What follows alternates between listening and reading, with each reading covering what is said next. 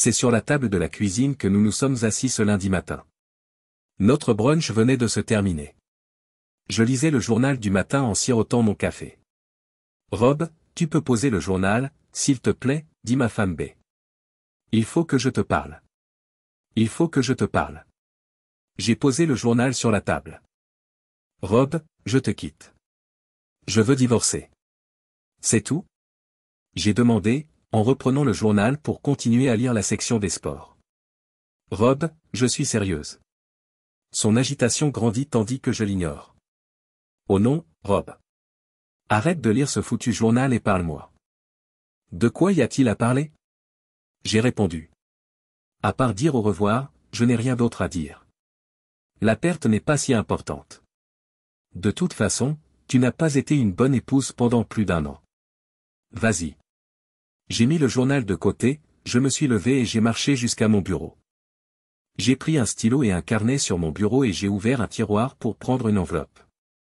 Je suis retourné à la table de la cuisine, je me suis assise et j'ai griffonné sur la première page du carnet, « Merci, Tom. Merci. Merci. » Et je suis reconnaissant qu'elle me quitte. Alors que je m'apprêtais à le mettre à la poste, une autre idée m'est venue à l'esprit. J'ai fouillé dans mon portefeuille et j'ai mis dans l'enveloppe un des billets de loterie que j'avais acheté la veille. Puis j'ai mis à jour ma note, peut-être que si tu as la chance de gagner, cela suffira à satisfaire l'infidèle et à l'empêcher de s'égarer à nouveau. Bonne chance, mon garçon. Tu en auras besoin. Rob, merci beaucoup de l'avoir signé. Après avoir plié la note, je l'ai placée dans l'enveloppe, l'ai scellée et l'ai tendue à Béatrice. Donne-lui ça quand tu le verras. D'un air surpris, elle l'a accepté et m'a demandé, tu sais? Je ne suis pas aussi inconsciente que tu le penses, ai-je répondu en lui reprenant l'enveloppe. Je devrais la poster moi-même. Je ne te fais pas confiance pour ne pas la lire, l'ouvrir ou la jeter. Pourquoi ne rassembles-tu pas tes affaires et ne quittes-tu pas ma vie maintenant? J'ai continué. Tu dois quitter la maison dès que possible. C'est toi qui déménages, pas moi. Je ne partirai pas juste pour que tu puisses y installer ton amant. Je me suis levé, j'ai rempli une tasse de café, je l'ai remplie et je suis parti au travail. En chemin, je me suis arrêté à la banque, j'ai vidé notre coffre-fort et j'ai clôturé nos comptes de chèques et d'épargne. Ensuite, j'ai ouvert de nouveaux comptes à mon seul nom dans une banque plus proche de mon lieu de travail. J'ai fait en sorte que les nouvelles cartes de crédit soient uniquement à mon nom et j'ai appelé pour annuler toutes les cartes communes. Ensuite, j'ai poursuivi mes tâches quotidiennes. Je suis resté tard au travail, j'ai dîné et bu des verres, et j'ai mentionné à mon assistante de direction que j'étais de nouveau sur le marché si sa sœur était toujours intéressée. Au diable ma sœur, s'est exclamée Stella. Si tu es à nouveau libre, je veux être la première sur la liste. Il y a 10 ans, Stella a commencé à travailler pour moi en tant que secrétaire, et elle est devenue si indispensable que je l'ai promue assistante il y a 4 ans. Plus tard, je l'ai élevée au rang d'assistante de direction pour affirmer ma conviction qu'elle méritait ce poste. Il y a 2 ans, j'ai invité Stella à un barbecue que j'organisais dans mon jardin. Elle m'a informé qu'elle ne pourrait pas venir car sa sœur venait de l'extérieur de la ville. Je lui ai suggéré d'emmener sa sœur. Tara, sa sœur, était une blonde éblouissante avec une certaine prestance. Le lundi suivant, Stella a mentionné en souriant que Tara avait le béga pour moi. J'ai ri et je lui ai dit de ne pas en parler à B, qui pouvait être, parfois, follement jalouse. Et maintenant, Stella dit qu'elle veut sortir avec moi. Je n'avais jamais soupçonné qu'elle me considérait ainsi. D'accord, répondis-je sur le ton de la plaisanterie. Tu peux prendre la première place, et Tara peut passer à la seconde. Non, patron, je suis sérieux. Je suis sérieux. J'aimerais tester ce scénario. Quand vous entendrez ce que j'ai à dire, Stella, vous ne serez peut-être pas d'accord. Qu'est-ce qu'il y a exactement? Il m'a dit qu'elle voulait divorcer, alors je m'en remets à elle et à son partenaire, dont je ne connais pas l'emploi du temps. Son amant? Après avoir été intime avec lui pendant près d'1 an et demi, elle a peut-être décidé que quelques jours par semaine ne suffisaient pas et a opté pour une relation à temps plein. Depuis combien de temps le connaissez-vous? 1 an et demi. J'étais au courant dès le début. Comment cela s'est-il passé? Un ami m'a appelé après l'avoir vu entrer dans une chambre de motel avec un homme. J'ai alors engagé un détective privé pour la suivre pendant 1 semaine, et il m'a fourni toutes les informations dont j'avais besoin. Vous n'avez rien fait pendant tout ce temps? Que aurais-je dû faire?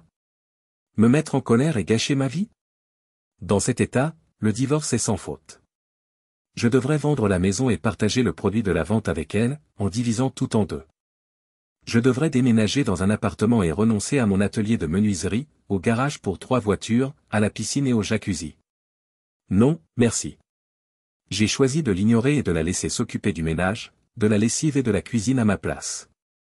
Sachant qu'elle vous trompait, comment pouviez-vous rester près d'elle? La vitesse à laquelle l'amour peut se transformer en haine et finalement en indifférence est étonnante. Il est incroyable qu'un homme en bonne santé comme vous ait pu rester sans relation sexuelle pendant 1 an et demi. Sans sexe? Qui a dit cela? J'acceptais chaque fois qu'on me le proposait, et elle aussi. Cependant, il y a eu une légère baisse de fréquence. Les jours où je savais qu'elle était avec lui, j'évitais de la toucher. Le principal changement, c'est que j'ai fait l'amour, et non l'inverse. Savez-vous pourquoi elle a fait cela? Je n'en suis pas certain, mais il n'était probablement pas le premier. Pensez-vous qu'elle avait d'autres petits amis?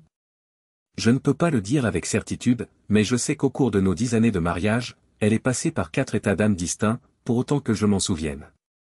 Elle s'est comportée de la même manière pendant ces périodes, tout comme elle le fait depuis 1 an et demi, depuis qu'elle a commencé à fréquenter cet homme. Je ne fais que deviner. Cependant, je suis prêt à parier que les autres cas étaient dus à la même raison. Si elle n'avait pas été prise en flagrant délit et si je n'avais pas été prévenu, j'aurais pu penser que son humeur récente n'était qu'un autre de ses problèmes féminins. Peu importe que je me trompe dans mes suppositions. Le fait de connaître cette liaison est suffisant pour que je comprenne son infidélité. Que allez-vous faire maintenant? Tenir bon. Tenir bon. Dans quel but? Pour comprendre ses intentions. Elle est seule maintenant.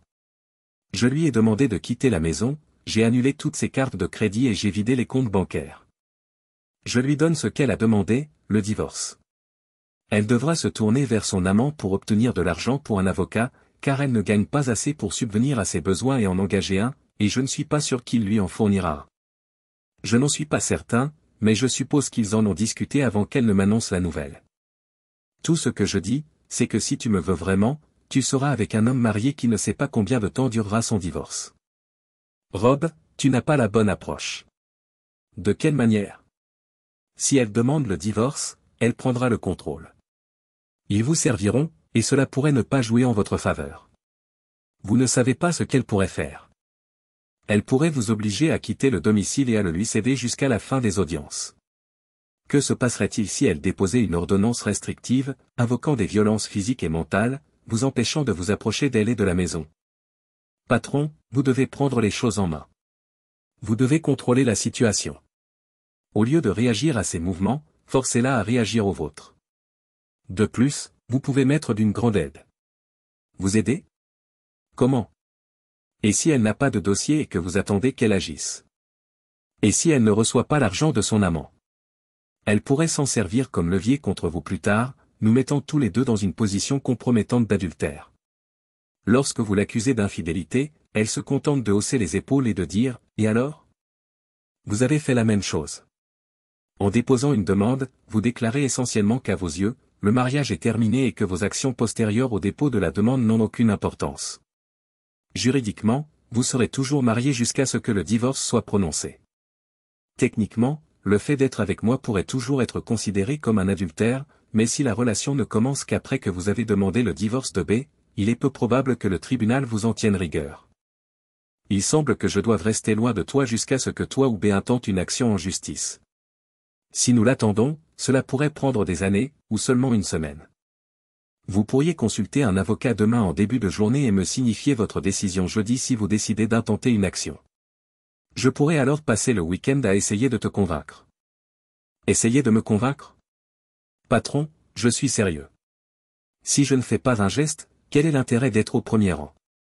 Je savais qu'elle avait raison, j'ai sorti mon téléphone et j'ai composé le numéro de Josh. Josh, un avocat spécialisé dans le droit de la famille, et moi étions amis depuis le CE2. Le droit du divorce était appelé par euphémisme, droit de la famille. Lorsqu'il m'a répondu, je lui ai expliqué ma situation difficile et lui ai dit que j'avais besoin de son expertise juridique. Il aimait bien Bee et était sincèrement désolé d'apprendre la nouvelle, car lui et sa femme Sally étaient nos amis. Il m'a néanmoins invité à déjeuner avec lui et m'a promis de s'occuper du problème dès qu'il arriverait à son bureau le lendemain matin. Nous pourrions déjeuner une fois que j'aurais signé les documents. Ensuite, je lui ai dit que j'avais besoin d'une ordonnance restrictive, juste pour être difficile. J'ai menti en prétendant que son associé, Tom Noble, pourrait me faire du mal si je lui causais des ennuis en partant. Josh a ri, sachant que tout cela était absurde, mais il a quand même accepté d'organiser le rendez-vous. Comme vous le savez, cette ordonnance sera réexaminée dans 10 jours, n'est-ce pas? Je peux l'obtenir et la signifier, mais le juge ne l'appliquera pas avant une audience, a-t-il dit. Je suis prêt à cela, je le comprends. Mais pour l'instant, le plus important est de la tenir à l'écart de la maison. Nous n'avons pas d'enfants, elle n'a donc aucune raison d'y rester pendant le divorce. Je me suis appuyé sur le principe que la possession représente les 9/10 de la loi. Aucun juge n'a de raison de m'ordonner de partir et de la laisser prendre le pouvoir. C'est ce que je vise. Lorsque nous avons parlé ce matin, je lui ai demandé de partir, mais je ne sais pas ce que je trouverai en rentrant à la maison. Peut-être est-elle partie, peut-être pas. J'ai l'intention de la servir au travail, car je n'ai aucune idée de l'endroit où elle pourrait se trouver. Y a-t-il une chance que vous puissiez vous mettre d'accord, demande Josh. Aucune. Je te vois demain, alors. J'ai raccroché et je me suis tourné vers Stella, de l'autre côté de la table. Qu'est-ce que tu as prévu pour moi ce week-end? Ces projets semblaient assez attrayants lorsqu'elle les a présentés. Cependant, lorsque je suis rentré à la maison, je l'ai trouvée en train d'examiner de la paperasse sur la table de la cuisine. Qu'est-ce que tu fais encore là? Lui ai-je demandé en allant chercher une bière dans le frigo. C'est aussi ma maison. Jusqu'à ce que je trouve un autre endroit, je reste. Tu es libre de partir et d'amener ton partenaire ici si ma présence te dérange. Pas dans cette vie. Asseyons-nous et discutons de nos prochaines étapes. Il n'y a rien à discuter. Je me fiche de tes projets, je sais ce que je fais. Rob, il y a des choses que nous devons régler. Il n'y a rien à régler, Béatrice. Ces questions n'existent pas. C'est simple. Allez-y et demandez le divorce que vous avez dit vouloir. Vous devriez prendre un avocat. Tu devras remplir les papiers et payer tous les frais de justice. Je ferai tout ce qui est en mon pouvoir pour qu'il te soit difficile d'obtenir ce que tu veux. En matière de divorce, notre État fonctionne selon le principe de l'absence de faute. Cela signifie que tout est divisé en parts égales, moitié-moitié, et qu'il faut décider qui reçoit quelle moitié. Je suis prêt à faire traîner les choses pour que vous puissiez accumuler davantage de frais juridiques. Les avocats ne travaillent pas gratuitement, comme vous le savez. Tu veux la table basse? Eh bien, devinez quoi? Je la veux aussi. Tu veux le canapé? C'est dommage. Je dois l'avoir parce qu'il a une grande valeur sentimentale pour moi. Pourquoi as-tu soudainement perdu tout intérêt pour tout ça? Même lorsque je t'ai dit que je voulais divorcer, tu n'as montré aucune émotion. Tu m'as simplement dit de rassembler mes affaires et de partir. Et ce, avant même que je n'ai eu le temps d'y réfléchir. J'ai pris un risque après avoir croisé son regard. Tu ne voulais pas divorcer, alors je t'ai pardonné les 3 premières fois. Tu es toujours revenu vers moi, et je t'aimais assez pour rester tranquille et être avec toi. Lorsque j'ai mentionné les 3 premières fois, elle a détourné le regard, ce qui, pour autant que je puisse en juger, a confirmé mes soupçons. Il est difficile d'expliquer pourquoi j'ai choisi de rester avec toi, mais j'ai décidé de ne pas demander le divorce. J'ai pensé que j'avais peut-être fait quelque chose qui t'avait vraiment mis en colère et que tu avais envie de te venger. J'ai supposé, naïvement, que tu finirais par cesser d'avoir des liaisons parce que tu aurais réalisé à quel point tu m'aimais et que tu reviendrais. La vérité m'est apparue clairement lorsque j'ai regardé le sol, taché par la situation. Je sais maintenant que j'ai eu tort de penser que cette situation avec Noble n'était qu'une répétition d'incidents antérieurs. Je me suis rendu compte que tu n'es rien d'autre qu'un tricheur pathétique. Dans 6 mois ou 1 an, tu aurais trouvé un autre homme si tu n'avais pas décidé de me quitter pour Noble et de rompre avec lui. Après y avoir réfléchi, j'ai décidé que j'avais besoin d'une forme de rétribution. J'ai vraiment envie de te battre avec une grosse ceinture jusqu'à ce que ta peau se brise et que tu saignes, mais cela ne me conduirait qu'en prison. La seule chose que je puisse faire sans me faire enfermer, c'est de rendre ce divorce aussi coûteux et difficile que possible pour toi. Vous avez raison. Je dois te permettre de rester, car c'est aussi ta maison. Cependant, je ne suis pas obligé de te parler ou de faire semblant d'être heureux. Gardez vos distances et mettez vos affaires dans l'une des chambres d'amis. Après avoir fini ma bière, je suis monté dans ce qui était notre chambre à coucher et je me suis préparé à me coucher. J'avais l'impression d'avoir atteint mon but. Je lui avais donné matière à réflexion, et il lui faudrait du temps pour discuter de tout cela avec Noble et prendre une décision. Josh mettrait ce temps à profit pour obtenir l'ordonnance restrictive et la signifier à Béa. Je pourrais me tromper. Il est peu probable, mais possible, que Béa ait déjà vu un avocat et que les papiers soient en cours d'acheminement vers moi. Lorsque j'ai annulé les cartes de crédit et pris l'argent restant, il s'est avéré qu'il correspondait à peu près à ce que j'avais prévu. Lorsque j'ai retiré l'argent à la banque, il était à peu près ce qu'il aurait dû être. Si Béa avait consulté un avocat, elle aurait utilisé notre argent pour le payer. Bien sûr, Noble pouvait couvrir la facture. Tout ce que je pouvais faire, c'était attendre et espérer que Josh fasse le premier pas. Avant que Béa ne quitte sa chambre, je me suis levé et je suis sorti de la maison. J'ai pris mon petit déjeuner dans un café confortable qui avait des airs de chambre d'hôte. Tout en sirotant mon café, j'ai noté une liste de personnes que j'appellerais une fois que Béa aurait été servie. Je refusais de la laisser ternir ma réputation. J'expliquerai à tout le monde le divorce et les raisons qui l'ont motivé. Stella, au travail, m'a dit qu'elle attendait le week-end avec impatience, et je n'ai pas pu m'empêcher de ressentir la même chose. Josh et moi avons déjeuné ensemble et j'ai signé tous les documents. Il m'a assuré qu'il déposerait la demande au bureau du comté après le déjeuner. Vous voulez toujours qu'elle soit servie au travail? Vous avez tout à fait raison. Oui, je le veux. Je pense que demain, vers 10 heures, ce sera le mieux. Appelez-moi dès que cela se produit. Avant qu'elle ne rentre, je veux que les serrures soient changées. Je suis retourné au travail et j'ai planifié mon jour de congé. Avant de quitter le bureau, j'ai pris un rendez-vous rapide avec un serrurier pour le lendemain. J'ai pensé que cela valait la peine de payer un peu plus cher. La voiture de Bia était dans l'allée quand je suis rentré, mais je ne l'ai pas vue, alors j'ai supposé qu'elle avait choisi de rester dans sa chambre et d'éviter de me croiser. Avant que B ne descende prendre son petit déjeuner dans un hôtel qui ressemblait plus à un bed and breakfast, je me suis levé et j'ai quitté la maison. Angie m'a demandé où était Béa. Je vous vois toujours ensemble, mais là, ça fait 2 jours que tu es parti, m'a-t-elle dit. Nous ne serons plus ensemble. Nous nous séparons, ai-je répondu. Elle a pris ma commande et m'a dit, je vois. Lorsqu'elle a posé l'addition sur la table, elle a noté, mon numéro de téléphone figure au dos, pas celui du restaurant. Lorsqu'Angie est partie, je ne savais plus où donner de la tête. En 2 jours, 2 femmes s'étaient intéressées à moi. Pourquoi donc n'étais-je pas suffisant pour la femme que j'avais épousée? Je ne le demanderai jamais, donc je ne le saurai jamais. En attendant l'heure habituelle à laquelle nous serions tous deux partis travailler, j'ai bu mon café et lu le journal du matin.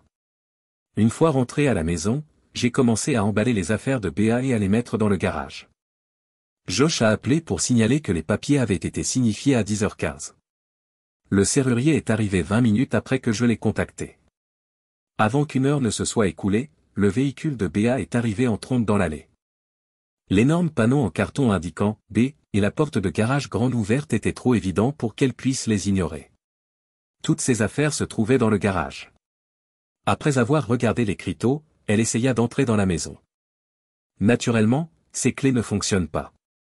Après avoir sonné à la porte sans obtenir de réponse, elle a fini par sortir. En jetant un coup d'œil dans le garage, j'ai remarqué qu'elle avait emporté quelques sacs contenant ses affaires. Mon téléphone portable a sonné 2 minutes après son départ, et c'était Béa. C'était Béa. T'es un con. Était-il vraiment nécessaire que tu m'humilies devant mes collègues? C'est mieux que de te laisser te moquer de moi devant les miens, ai-je répondu. Qu'est-ce que c'est que cette histoire d'ordonnance restrictive, a-t-elle demandé. Je craignais que tu m'invites Noble à me frapper pour t'avoir maltraité. Tu sais que c'est de la merde.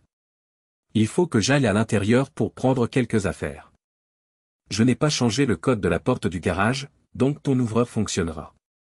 Tout ce que vous possédez est dans le garage, Béa. Notez tout ce dont vous avez besoin, et si ce n'est pas là, faites-le moi savoir. Je le mettrai dans le garage. Rob, arrête d'être aussi bête. Tu rends les choses beaucoup plus difficiles qu'elles ne devraient l'être. Mes excuses, Béa. Je dois prendre soin de ma propre santé mentale, mais te causer des désagréments ne compensera pas les années où tu m'as tourmenté. Dieu merci, je n'ai pas été violente. Adieu, Béa. J'ai raccroché avec Béa et j'ai commencé à appeler toutes les personnes de ma liste. 2 personnes n'ont pas été surprises d'apprendre que Béa m'avait trompé, mais la plupart étaient choquées. L'une d'elles a fait remarquer, « J'ai toujours pensé que tu avais un mariage ouvert », tandis qu'une autre a dit, « J'ai fini par l'attraper. Tu n'as jamais dit qu'elle sortait toujours avec un homme. » J'ai réalisé que je pouvais rayer ces 2 personnes de ma liste d'amis. Ce sont les parents de Béa qui ont été le plus durement touchés par cette révélation, car ils ont essayé de me convaincre que je devais me tromper. Ils me traitaient presque comme le fils qu'ils n'avaient jamais eu, et je les ai toujours appréciés. Mais je ne voulais pas leur donner sa version des faits et faire croire que j'étais le seul à blâmer. Si je laissais faire, ils auraient une mauvaise opinion de moi, et je ne voulais pas cela. Après avoir répondu aux appels, je me suis préparé un déjeuner et j'ai fait un autre tour dans la maison pour rassembler les affaires de Béa. J'avais à peine terminé mon repas que les gars d'Ar Security sont arrivés. J'avais installé un système de sécurité avec des caméras parce que je n'avais jamais fait confiance à Béa et que j'étais certain qu'elle essaierait de s'introduire dans la maison et de violer l'ordonnance restrictive. Le jeudi, au travail, j'ai informé Stella que nous étions prêts à partir pour le week-end. Elle a souri. Alors, ce soir? Dîner et danse? En arrivant à la maison, j'ai donc souri. Béa s'est comportée exactement comme je l'avais prévu. Elle est entrée dans la maison par la porte communicante du garage après avoir pris quelques-unes de ses affaires. La cuisine était une épave. Le sol était jonché d'assiettes et de verres cassés, et elle avait également brisé plusieurs lampes dans le salon. Tout a été filmé. Elle a vidé tous mes vêtements du placard, les a empilés sur le sol, s'est accroupie dessus et a uriné dessus, ce qui m'a fait sourire. Tout cela a été filmé, ce qui prouve non seulement qu'elle n'a pas respecté l'ordonnance restrictive, mais aussi qu'elle s'est comportée de manière destructrice et délibérée. C'était une preuve que je pouvais présenter à l'audience de l'ordonnance de protection. Josh a appelé la police après moi. Lorsque la police est arrivée, elle a pris des photos et a déposé un rapport. Béa a été arrêtée au travail le lendemain et emmenée en prison. Elle a été conduite dans une salle d'audience, on a relevé ses empreintes digitales et on l'a photographiée. Elle a été accusée d'avoir délibérément détruit une propriété privée et d'avoir violé l'ordonnance de protection. Béa a été libérée sous sa propre responsabilité lorsque le juge a fixé la date de l'audience. Pour être honnête, je ne pensais pas que les choses iraient aussi loin. Stella et moi avons décidé de sortir à nouveau ensemble samedi, après notre agréable premier rendez-vous. Tout s'est bien passé et nous avons pique-niqué ensemble le dimanche. L'audience pour l'ordonnance restrictive a eu lieu le lundi. Après avoir visionné les images des caméras de sécurité, le juge a rendu l'injonction permanente. Il a également demandé à Béa de remplacer tous les biens endommagés, de payer le nettoyage à sec de mes vêtements et de couvrir les frais de nettoyage de la chambre à coucher. Il l'a menacé de l'emprisonner pour outrage au tribunal si elle ne s'exécutait pas dans les 10 jours. Par pur défi, j'ai engagé l'entreprise de nettoyage la plus chère que j'ai pu trouver pour faire le travail. Béa m'a déçu. Elle a réussi à obtenir les fonds nécessaires pour respecter toutes les directives du juge, et je n'ai donc jamais pu la voir emprisonnée pour outrage au tribunal. Au cours des 2 semaines suivantes, Stella et moi avons passé beaucoup de temps ensemble. Mais comme j'étais encore marié, nous ne nous sentions pas tout à fait à l'aise, et nous n'avons partagé que quelques baisers, parfois très passionnés. Cependant, nous atteignions progressivement le point où les choses devenaient sérieuses. Le divorce a été prononcé dans les 6 mois et nous ne l'avons pas contesté. Tout a été divisé en parts égales dans le cadre d'un divorce sans faute typique. J'ai racheté la part de Béa et j'ai refinancé la maison. J'avais économisé de l'argent sur un compte séparé en vue d'un voyage impulsif autour du monde pour commémorer notre anniversaire de mariage. Je ne lui ai pas parlé de ces économies et ne lui ai pas offert un centime. Elle n'était pas non plus au courant des 2 derniers certificats de dépôt que j'avais placés dans le coffre-fort. J'ai utilisé mes 2 chèques de prime restants pour les acheter, une autre petite victoire pour moi. Une pension alimentaire a été accordée à Béa pour 2 ans ou jusqu'à ce qu'elle se remarie, mais elle n'a été fixée qu'à $100 par semaine, soit bien moins que les $500 qu'elle avait demandé. Josh a expliqué que cette décision était inattendue et l'a attribuée à la chance d'avoir des juges affectés à mes affaires. Par coïncidence, le juge qui a présidé le divorce et celui qui a entendu l'audience relative à l'ordonnance restrictive étaient des cousins connus pour discuter de leurs affaires, et tous 2 avaient eu des liaisons dans le passé. Ni l'un ni l'autre ne pensait qu'il était juste de pénaliser un mari innocent pour l'infidélité de sa femme. Bien qu'ils aient respecté la loi, ils ne sont pas allés au-delà de ce qui était nécessaire. 7 mois après le prononcé du divorce, Béa vivait encore chez ses parents, et ce qui se passait dans sa vie n'était manifestement pas terrible. 8 mois après le divorce, je déjeunais d'une bière et d'un sandwich au steak dans un bar Hilton lorsque quelqu'un s'est assis sur le tabouret à côté de moi et m'a demandé « Je peux vous offrir une bière ?» Je l'ai reconnu comme étant l'ancien amant de mon ex-femme. Il m'a dit « J'aimerais vous parler ». La curiosité piquée au vif, je l'invitai à poursuivre. Il a salué Agnès avant de commander des bières pour nous deux. Il a bu une gorgée, posé le verre sur le bar et l'a regardé pendant quelques secondes avant de commencer à décoller l'étiquette de la bouteille, créant un petit tas de fragments devant lui. « Je ne voulais pas tout gâcher pour toi », a-t-il fini par dire. Le soir où je l'ai rencontrée, elle ne portait pas d'alliance. Elle ne se comportait pas comme une femme mariée, et je n'avais aucune idée qu'elle l'était. Il m'a raconté qu'elle était allée au Bud's Bar avec plusieurs de ses collègues.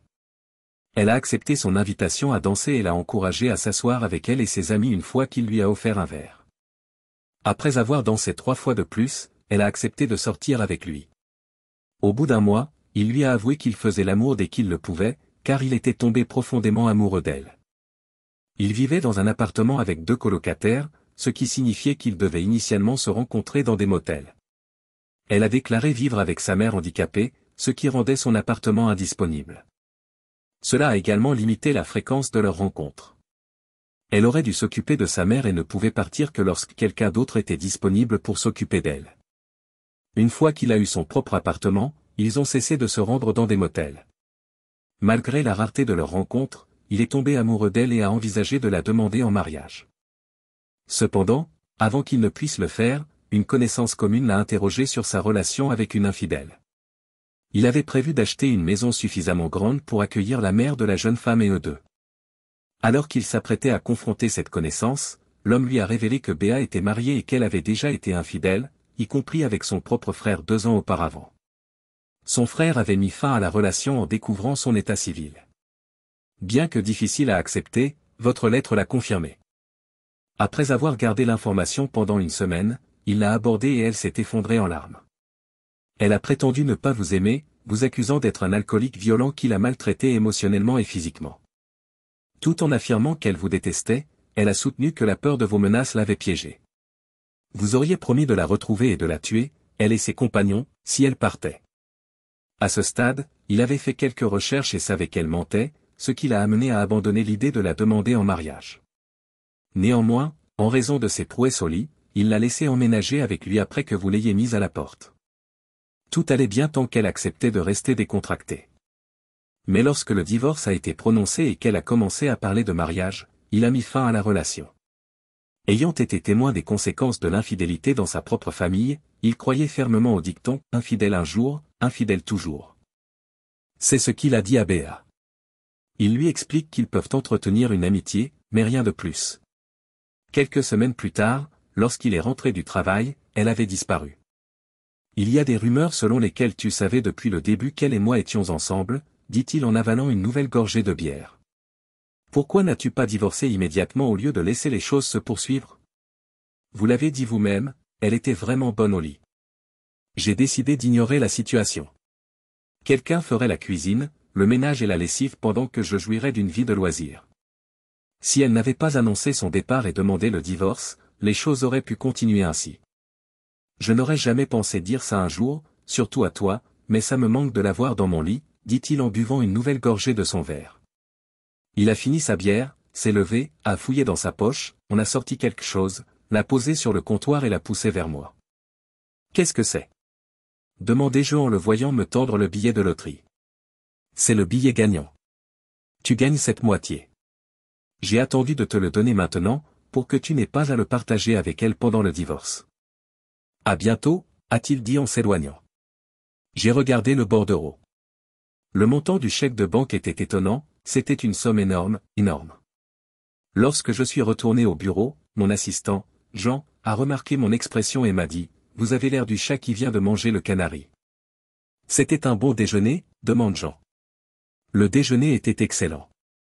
Oui, exactement, ai-je répondu. Mon assistante s'appelait Jeanne, et je n'employais plus Stella, pas au bureau, en tout cas. Lorsque les jumeaux sont arrivés, elle était chez elle en train de peindre la pièce qui allait devenir la chambre d'enfant.